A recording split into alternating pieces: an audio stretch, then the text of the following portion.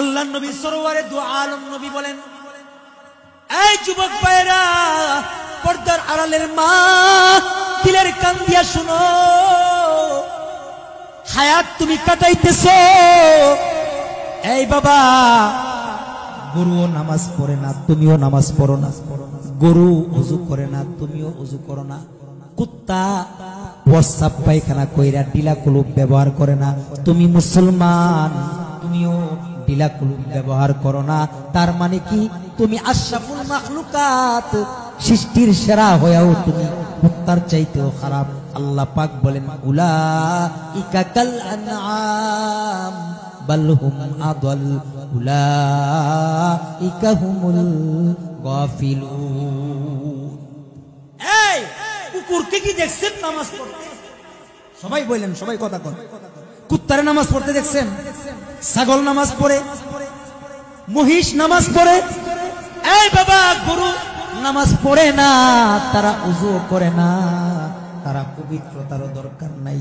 তুমি মুসলমান, তুমিও নামাজ পড়ো না। তুমি মুসলমান, তুমি ওযু করো না। তুমি মুসলমান, তুমি আল্লাহর হুকুম মানো না, নবীর সুন্নত মানো না। তার মানে কি, কুকুরও জাত, তুমিও তা। কুকুরও নামাজ পড়ে না, তুমিও নামাজ পড়ো না। কুত্তা ওযু করে না, তুমিও ওযু করো না। তাইলে কুত্তা যা, আমি না। আল্লাহ পাক তোমাকে আমাকে সম্মান দিছে রে বাবা। এই বাবা, ওয়ালাকাদ কাররামনা বানি আদম, আল্লাহ পাক তোমাকে আমাকে সম্মান দিছে। আশরাফুল মাখলুকাত, সৃষ্টির সেরা বানাইছে, ঠিক না? আর আস্তে ঠিক না? সৃষ্টির সেরা বানায়া আল্লাহ তাআলা জমিনে তোমাকে আমাকে পাঠাইছে। এই বাবা, অনেক সময় আমরা একটা কথা বলি, এই আমাদের গ্রামের অমুক ব্যক্তিকে আল্লাহ সম্মান দিছিল, কিন্তু তার সম্মান সে ধইরা রাখতে পারে নাই। এমন বলি না? যে আমরা অনেক সময় বলি, অমুকেরে আল্লাহ খুব কি দিছিল, সম্মান দিছিন, কিন্তু হের সম্মানটা হে ধইরা রাখতে পারছে না। কই না, কই না? আরে আমরা গ্রামের অমুকেরে আল্লাহ সম্মান দিছি ঠিক, কিন্তু হ্যাঁ এমন দেখো যে হের সম্মানটা কি করতে পারছে, কথা কোন ধরে রাখতে, এরকম কই না আমরা? আল্লাহ পাক তোমাকে আমাকে সম্মান দিছে, কে দিছে?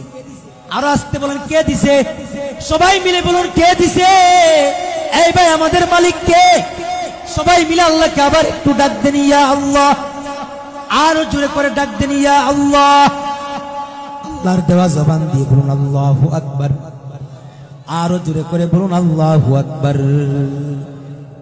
আল্লাহ পাক রব্বুল আলামিন তোমাকে আমাকে সম্মান দিছে। এই বাবা, সম্মানের খাতায় তোমার আমার নাম। আল্লাহ পাক সৃষ্টির সেরা বানায়া জমিনে পাঠাইছে। আল্লাহ পাক রব্বুল আলামিন বলে, এই সাবধান সাবধান, ইয়া আইয়ুহাল্লাযীনা আমানু দুখুলু ফিস-সিলমি কাফা। এই ঈমানওয়ালারা, তোমরা পরিপূর্ণভাবে ইসলামের ভিতরে ঢুইকা যাও। কোথায় ঢুকতে কয়? সবাই বলে না, কোথায়? ইসলামের ভিতরে পরিপূর্ণ ঢুকো। আদা মাদা ঢুইকো না। আদা মাদা ইসলামের ভিতরে ঢুইকা কোনো লাভ নাই। মনে চাইছে নামাজ পড়লাম, মনে চাইছে নামাজ পড়ি নাই, না না না। মনে চাইছে হারাম খাইলাম, মনে চাইছে খাইলাম না, না না না। মনে চাইছে রমজান মাসে রোজা রাখলাম, মনে চাইছে রাখলাম না। মনে চাইছে আল্লাহর হুকুম নবীর তরিকায় চললাম না। না, ইসলামের ভিতরে ঢুকবো পরিপূর্ণভাবে। বলেন, কি পূর্ণভাবে? পরিপূর্ণভাবে, আদা মাদা না। এই বাবা, একদিন হায়াত শেষ হবে বলতেছিলাম, আল্লাহ নবী সরওয়ারে দু আলম নবী, আমার আপনার নবী হাবিবে কিবরিয়া মুহাম্মাদুর রাসূলুল্লাহ সাল্লাল্লাহু আলাইহি ওয়াসাল্লাম, আল্লাহ নবী বলেন, আমার উম্মতের গড় হায়াত হবে 60 থেকে 70 বছর। সবাই বলে না? এই বাবা, আমরা তো সেই লম্বা হায়াত পাই নাই। হযরত নূহ আলাইহিস সালাতু ওয়াস সালাম ৯৫০ বছর পর্যন্ত শুধু ঈমানের দাওয়াত দিছে। কত বছর? সবাই বলে না কত বছর? ৯৫০ বছর শুধু ঈমানের দাওয়াত দিছে। তাদের হায়াত আর আমার আপনার হায়াত কি এক? হযরত নূহ আলাইহিস সালাতু ওয়াস সালামের জামানায় এই বাবা আমরা যেমন উস্তাদ আলেম ইমাম সাহেবের কাছে গিয়া দোয়া চাই, ইমাম সাহেব হুজুর আমার ছেলের জন্য একটু দোয়া কইরেন, দোয়া চাননি, শুক্রবারে দোয়া চান, বাড়িতে নিয়ে দাওয়াত খাওয়ায়া দোয়া করেন। হযরত নূহ আলাইহিস সালাতু ওয়াস সালামের জামানায় একজন বৃদ্ধ মহিলা ওই নূহ আলাইহিস সালামের কাছে গিয়া দোয়া চাইতেছে। কেউ যদি অল্প বয়সে মারা যায় অথবা কোনো এলাকার যদি মান্যগণ্য ব্যক্তি যদি মারা যায়, আমরা যেমন পোস্টার টানায়া দেই, বাজারের ভিতরে একটা ব্যানার টাঙায়া দেই, অমুকের অকাল মৃত্যুতে আমরা শোকাহত লেখে না, বাজারে বাজারে কি লেখে? পোস্টার করে লিফলেট করে যে অমুকের অকাল মৃত্যুতে আমরা কি শোকাহত।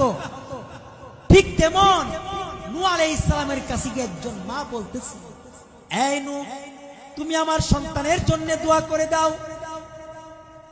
এই বাবা নূহ আলাইহিস সালাম ডাক দিয়া বলে, এই মা তোমার সন্তানগুলির কি হয়েছে, কি দোয়া করব?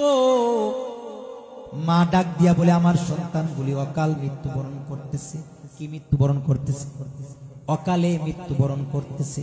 নূহ আলাইহিস সালাম ডাক দিয়া বলে, এই মা তোমার সন্তানগুলি যে অকাল মৃত্যু বলতেছো, মারে বলো না তোমার কয় ছেলে মারা গেছে? মা ডাক দিয়া বলে, আমার ৩ ছেলে মারা গেছে। কয় ছেলে? সবাই বলেন কয় ছেলে? নূহ আলাইহিস সালাম ডাক দিয়া বলে, তোমার প্রথম সন্তানটা কত বছর বয়সে মারা গেছে? মা ডাক দিয়া বলে, আমার প্রথম সন্তান ৩০০ বছর বয়সে মারা গেছে। দ্বিতীয় সন্তান কত বছর? মা বলে ২০০ বছর। তৃতীয় সন্তান কত বছর?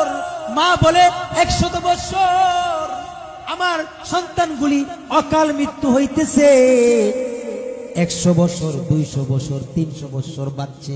তারপরেও মা কয় আমার সন্তানগুলি অকালে মৃত্যুবরণ করতেছে।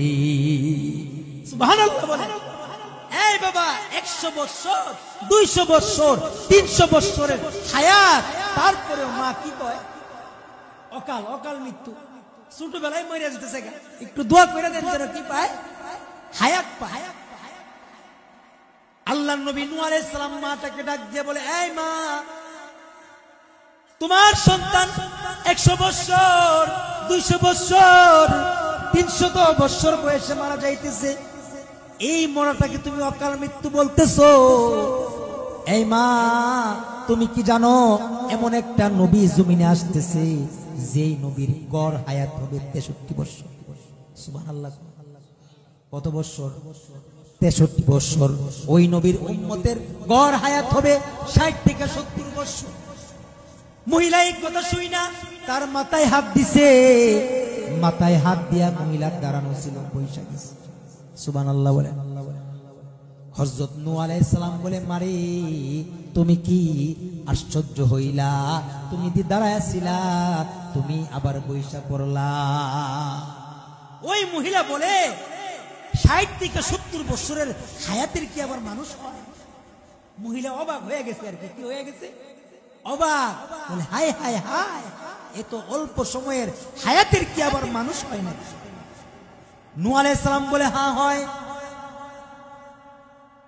মহিলা হযরত নূহকে ডাক দিয়া বলে, এই নূহ তারা কি হায়াতের ভিতরে বিবাহ শাদী করবে? বলে, হ্যাঁ বিবাহ করবে।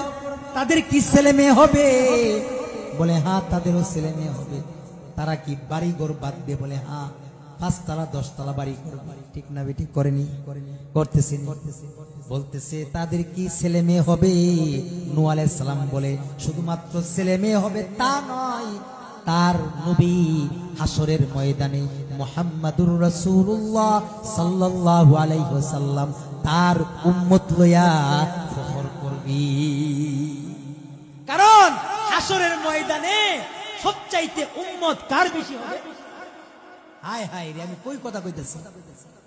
এই ভাই সবাই বলেন, হাসরের ময়দানে বাবা আদম নবী থেকে শুরু করে ঈসা আলাইহিস সালাম পর্যন্ত এবং যত নবী আছে সমস্ত নবীগণের ভিতরে যত উম্মত হবে আমাদের নবীর একা তার চাইতে বেশি। আর আস্তে সুবহানাল্লাহ, জোরে সবাই মিলে বলেন সুবহানাল্লাহ।